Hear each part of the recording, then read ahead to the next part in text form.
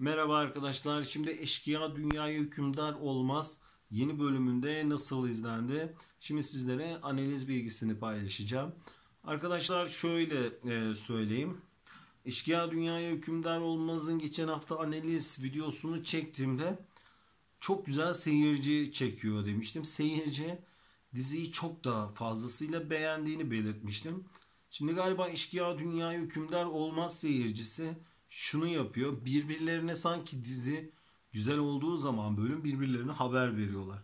Çünkü bu kadar yeni seyircinin aniden gelip de dizi izlemesi normal bir şey değil arkadaşlar. Ya da seyirci artık dizinin içeriğini kokluyor. Yani bu bölüm şöyle olur, böyle olur. Bu bölüm bize şöyle ters köşe yaparlar, yapmazlar gibi. Yani heyecan temposunun nerelerde artacağını veya düşeceğini galiba Eşkıya Dünyaya Hükümdar Olmaz seyircisi iyi biliyor ve iyi takip ediyor. Çünkü benim anladığım bu arkadaşlar. Çünkü İşgal Dünyaya Hükümdar Olmaz. Evet, bu bölüm de çok güzel izlendi. Bu bölüm de seyirci ilgisini çok güzel çekti ama geçen hafta bende seyirci ilgisini çekişi daha iyiydi.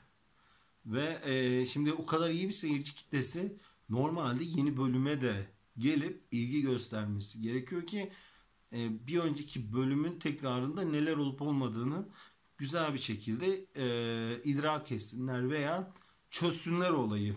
Ama öyle bir olay olmuyor arkadaşlar. Dediğim gibi Eşkıya Dünyaya Hükümdar Olmaz'ın da belli bir seyircisi, şaşırtıcı bir kitle diyeyim. Ama dediğim gibi genel olarak iyi izlendi. Seyirci ilgisini çekti. Oturmuş genel seyircisine Eşkıya Dünyaya Hükümdar Olmaz bu bölüm çekmeyi başardı. Ama ben de son bölüm daha iyi izlendi arkadaşlar. Eşkıya Dünyaya Hükümdar Olmaz seyircisi bu şekilde videolu analizler istiyorlarsa sayfama abone olabilirler. Şimdiden kendinize çok çok iyi bakın arkadaşlar.